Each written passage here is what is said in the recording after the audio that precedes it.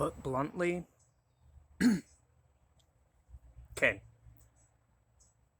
God, or the idea of what we call God.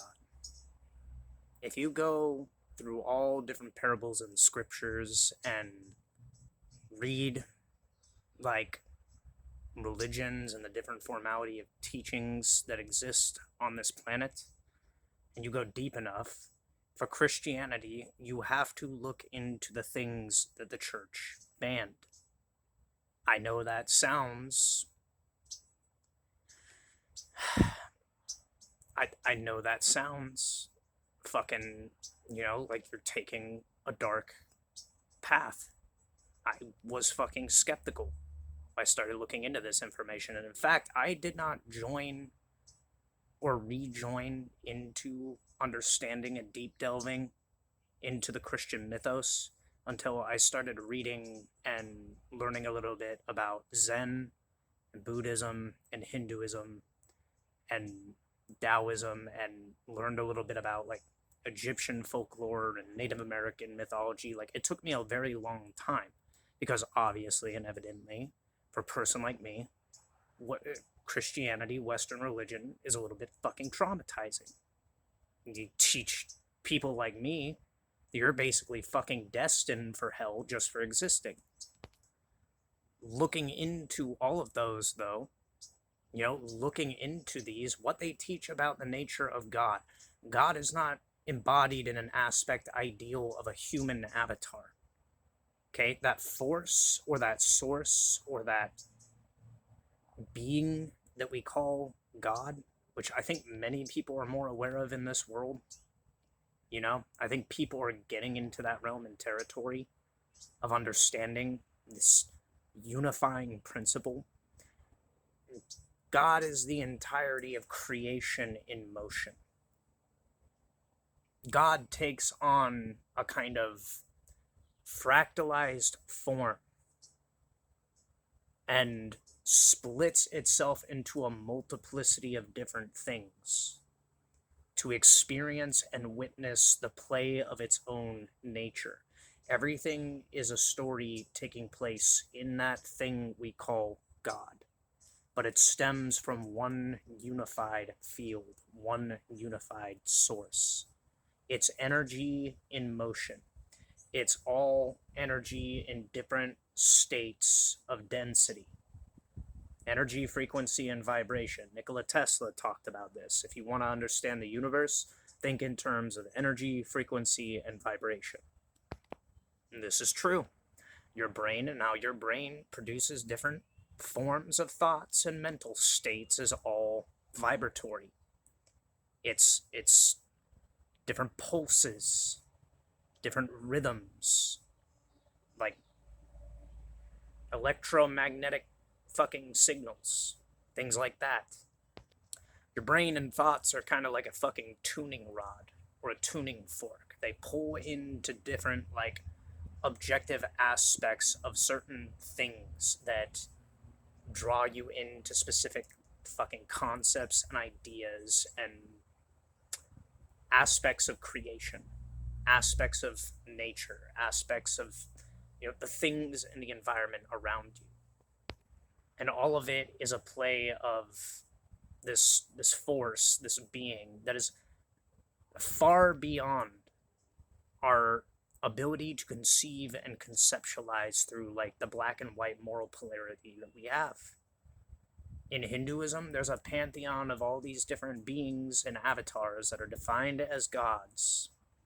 And they're all like aspects and representations and parables and stories of different ideals of nature embodied in a human quality or a semi-human character. Things associated with the opposite polarity, the darker things. I'm going to scare some people here. Things like demons or malevolent spirits. If the world is energy in motion and there exist things beyond the boundary lines and the parameters of what we perceive through our five sense gates and the other senses that might exist that are more finely tuned, that we don't really define. there are probably energetic forces and things no different than how you embody being whoever and what you are, whoever and whatever you are, what you conceptualize as you. You know, that's a localized form. You're like you're like a being that's in tune and in tandem with certain kinds of principles and concepts. Things like demons or malevolent spirits and things like that. A lot of times in different cultures and different teachings, they're these embodiments and aspects of binding, limiting forces, or they're beings that haven't moved on from the material realm yet necessarily. They're kind of confined in a liminal state of binding because they're still attached to the physical plane, the physical realm. So they move as a kind of like condensed energy, which is why, I don't know, if you, whether or not you believe in paranormal things or shit like that. I've had a couple experiences that I can't really define as anything more than like bordering the paranormal, you know, but I'm skeptic of everything. I debunk things, and at the same time, I've seen a lot of things that, you know, cannot be fucking defined through a scientific lens. You know, there are phenomena that just escape our ability to explain shit. You know, a mantis shrimp sees fucking spectrums of color that we can't perceive as human beings, but we know that. So what the fuck are they seeing, and how do we know that? And can we create those colors if we cannot fucking see that visible spectrum? I don't know. But within that, you know, categorization of spiritual entities that exist, they're beings that are limited. They exist in like a formality of bondage, of limitation. That are they're trapped in density. A human being is a literal like conduit of higher aspects that's kind of 1 foot in one world and 1 foot in another. Your mind and the kind of etheric body that you have, you know, reaches into the kind of spiritual plane. The physical body and the physical aspects, and even though the mind is a physical apparatus, it creates mental imagery and things like that. It's still technically on the physical plane, but it produces, you know, imagery and color and pattern that mirror and reflect certain qualities that one would deem spiritual. But embodying all these different aspects essentially is this higher force, this higher source that is a physical, not a physical, it's a manifesting, tangible force that is existing in all things. It's in the air you breathe, the water you drink, it's in the cells that constitute your body, it's atoms, it's energy, electricity. It's everything. It's gravity. What is misconstrued in certain religious teachings and what is explained in older religious teachings? We personify and anthropomorphize things. By our human nature, we give things persona and character, no different than we give ourselves. We give things character because we breathe life into things. We create life in things. This is a mere reflection and principle of us being these kind of creative beings that we are. We're mirroring an aspect of nature in the physical world. We're like a juvenile deity that has to exist with the humbling circumstance of needing to eat, sleep, and shit. You're a toddler god with a butthole. So a lot of different belief systems take on this teaching and project a kind of fucking ideal aspect of God in man's image. It's a personification of an aspect and a quality that exists within nature, that exists within God, that exists within existence.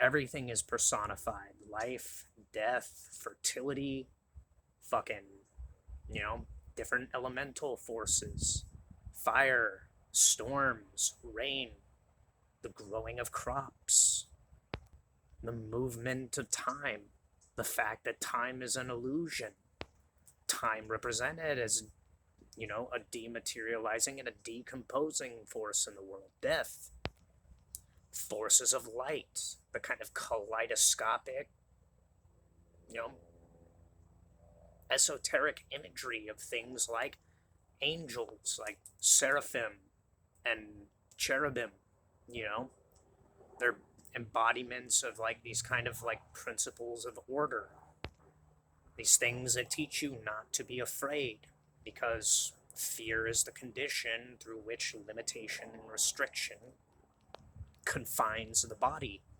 Survival instincts and the survival mechanisms make you rigid and afraid of the external environment so that you act in a way from a state of survival.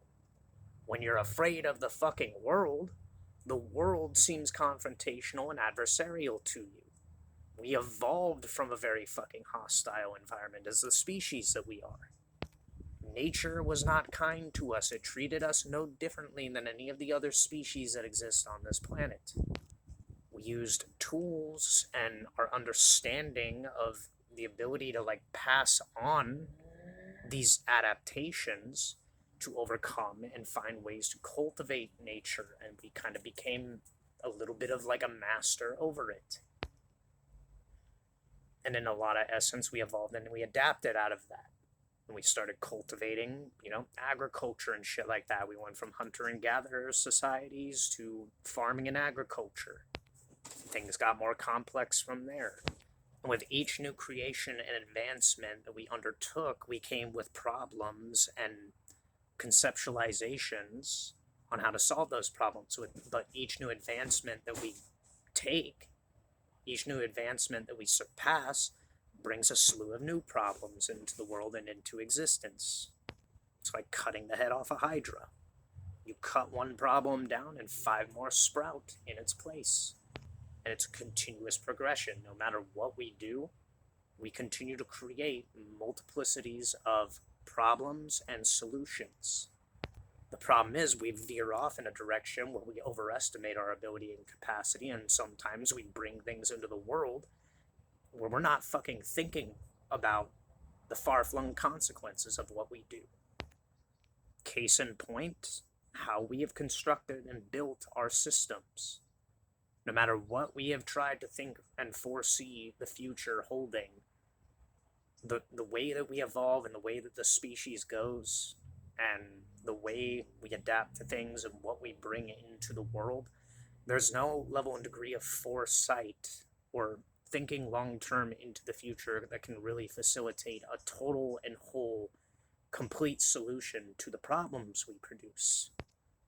I bring this into like questioning at a time period where, there is clear-cut signs of like mental health decline and a rapid acceleration towards, population kind of declining as well. The fact that we weren't really understanding of biology and explorative in that up until very, very recently in history. Could it be that the people prior to us that constructed the civilization didn't have the foresight or even the wherewithal to think that one day there might be a point in time where potentially the species uses up its gene pool essentially and creates a like an end cycle point and period of time where the extent of biology reaches a certain apex and then begins to decline to a point and degree where there's like a leveling out and a deteriorating of the capacity and the ability to evolve further. And couple that with a civilization that is as confining and limiting as this, that puts boundaries and limitations that are too restrictive for evolution to thrive in, or adaptation to take place, because we exist in a fucking Barbie house, um, does there come a point in time where the human species just kind of begins to rapidly kind of decline in a lot of ways, and the level of progress for which the biology can continue to take place just kind of drops because we've created a world that no longer facilitates the circumstance of it being habitable? That's an example. You know, there are deeper underlying things at play in the world that we cannot observe and analyze or think and ponder that go just beyond the systemic issues and ideological quarrels. Another level and degree of things that are interesting is like, why is there such an obsession with arts at this time period? Why is there such an obsession with an interest in, you know, aesthetics? For once, I was meaning to say aesthetic, or I usually fuck that up when I'm talking about ascetic practices, and I mixed them around this time. Whatever, I had a fucking lisp when I was very young anyway. Fucking speech impediments. Why is the species moving in a direction where there's a kind of intense interest and fascination with the arts? We did go through an enlightenment period at one point in time in history where there was an explosion and a birth, a renaissance of the arts and sciences. There was this kind of expansion and exploration into an unknown territory of ideas where we started to investigate the physical world, and from it, like mirrors and reflections of exploring nature, birthed new ideas and concepts. I get the feeling that Earth was due for another Renaissance time period and circumstance, and we were veered off that direction intentionally and purposefully to keep us from learning and growing and expanding, which we are doing kind of anyway, to learn about the world that we are inhabiting and just how fucked it is. That there was supposed to be a turning point in our evolution and adaptation where we learned a new fucking way of living and existing that was kind of symbiotic with the planet and life. And then maybe it was like a turn back to a fucking cultivating of a more natural lifestyle, a holistic lifestyle, maybe even nomadic to a degree. The pushing and pressing for a kind of fucking artificially created diaspora that presses people into the fucking conditions of existing countries at a time period where they're being exploited for monetary gain. Why is it that this artificial system is pipelining and creating flows and directions and conduits for specific people? And what do those specific people, where they come from, what about their countries and their nations is noticeable? They are technically defined and categorized by our civilization as underdeveloped. Are they technically younger civilizations then? With younger gene pools and younger populaces of human beings? Is that the case? I don't know. You would have to look into the history and learn really just how long a lot of these different fucking places on Earth have existed. And what has held them in tandem, their societies and civilizations that have allowed them to propagate and exist for as long as they have. This is not black and white moral thinking here. It's more complex than that. You have different species or different diatribes of the same species habitating different portions and parts of the planet, going through different extremes, different polarities of environmental factors, influences, upbringing, beliefs and ideals, whether they be free or suppressed. See, our world is not rooted in the kind of fucking lenses that we were brought up in. And a lot of people already fucking know and understand this. that it has to be explained and described to a mass populace and people need to be made aware, says that we're living in a condition that is actively suppressing knowledge, actively suppressing understanding and the connectivity and the bridges that meld together the gaps in logic and reason between the species. And we have these different spiraling whirlpools of influences made from essentially being sequestered in different fucking influences and time periods and eras of growth and development in human history that exist around the world. And as a result and a consequence, we're very disgruntled and disjointed from being able to communicate different ideas that branch and link concepts together. The real problem is we're trying to conceptualize and explain things that through concept alone, through idea alone, only ever are just a bridge of communication. An interlinking play of communicating just an idea, just a concept. We're putting it in an auditory verbal formality or a written formality. But a lot of the underlying, nature of being human and the highest principles and spiritual practices, ironically, it's led by example and living that way. It's a somatic practice. You live it.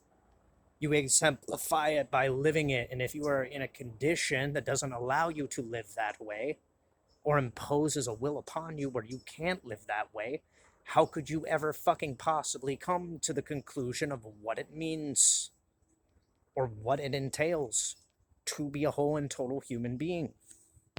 You fucking can't. Not until an idea or a concept that juxtaposes and essentially shatters your worldview and completely gets you to question and break away from that preconceived notion of ideals transpires and takes place to bring you to that, to open you up to explore more. This is like demonstrated in the concept of heaven and hell. Before you learned a conceptualization of heaven and hell, if you weren't introduced into the church until like a certain age, like prior to you learning these experiences, did you have any concept of the idea and notion of hell? That there was a fucking plane of eternal suffering and punishment for souls? Or that you had an eternal soul that could be threatened and jeopardized with hellfire and brimstone? No. But when the very concept and notion got explained to you, did you not feel immediate fucking intimidation and fear? And all of a sudden a reason to be on your best fucking behavior? When you look at the idea and concept of hell and the explanations of hell, are they not all very fucking reminiscent and similar to the atrocities that occur on this planet in different ways? That the dark fucking aspects of humanity and the darker aspects still of our history all embody symbolic concepts and symbolism that fucking is what would be defined and categorized as something from hell? Okay. Why is it that it exists on this planet in a physical, tangible form? Why can it be given a vessel and a vehicle and an aspect that exists in the tangible world? Even more complex than that, that presupposes that if an aspect and a quality of what can be considered hell be brought into the world through the conduit of the human being, then vice versa, a fucking conduit of heaven must exist that can also be embodied and brought into the world by a human being. Maybe the human being is a conduit that bridges the gaps between those two concepts and ideas, because maybe they're not black and white moral fucking ideas. Maybe they're not maybe they're not polarized juxtapositions to one another, but different fucking reflective aspects of different states and different degrees and different variables of certain qualities of existence. The alchemical maxim, as above, so below, as within, so without. As it is in heaven, so too it is on earth. As it is in hell, so too it is on earth. As it is within me, so it abides in the external world. And if you are, if you are a being that embodies and takes in, a repetition of patterns and learns from memory, and your identity is built out of a construction of memory, you're basically taking in the external environment that you are projecting out onto as a reflection, as an embodiment of that experience in all its different aspects. Now, is there symbolism in play that fucking superimposes a narrative kind of like theosophical story or a theodrama on the world? Fuck yeah. In every fucking culture and different place in the world, there is a theosophical tradition that is telling a story of what is happening in the world taking place right now. In the West, prominently, it's represented as this fucking juxtaposed battle between the forces of good and the forces of evil. It's being superimposed and projected on places and people that don't fucking believe that whatsoever. And that's what's most ridiculous. And their fucking upbringing and teaching is teaching pretty much the same thing, but in the opposite direction. So we're doing this to one another. We are intentionally fucking each other over on a thought-based disagreement of whose concept's better. So it's all a pissing contest. All the people in positions of power and authority that are screwing along this game of ideological beliefs and the conflict of the rivaling and combating of gods, they're having a jerk-off sesh. They're circle jerking it. And we're caught in the middle of that awful fucking resultant consequence, having to bear witness to it. In Hindu mythology, I think it's Hindu,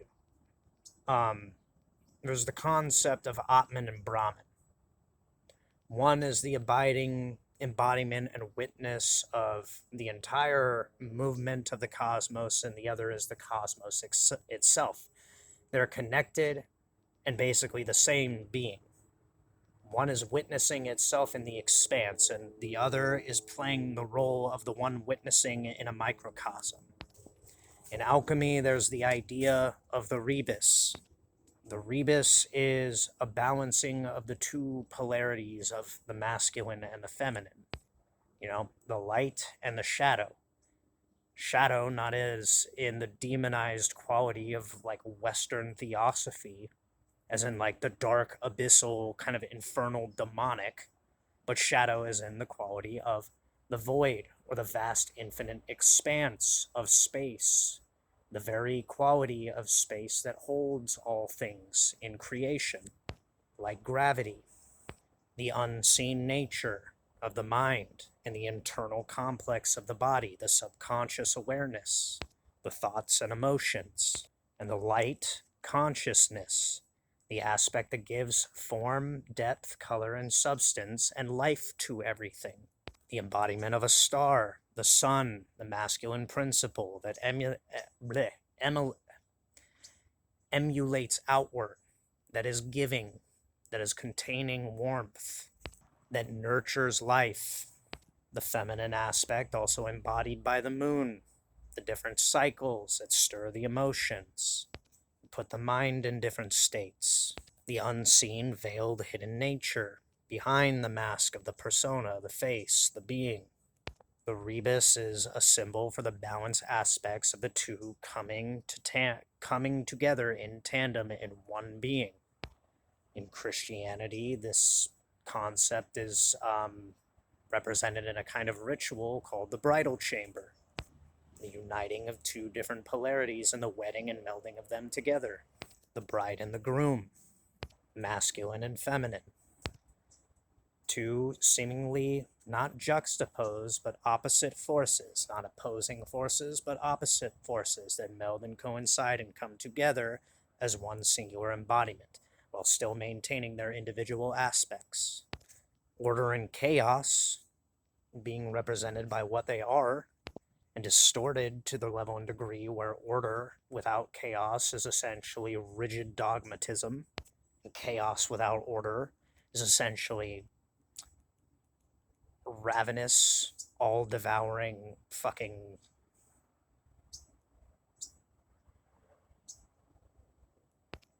Cataclysm.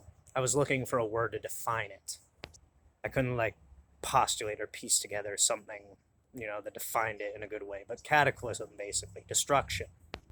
It's a misrepresentation. Order would be better defined as like a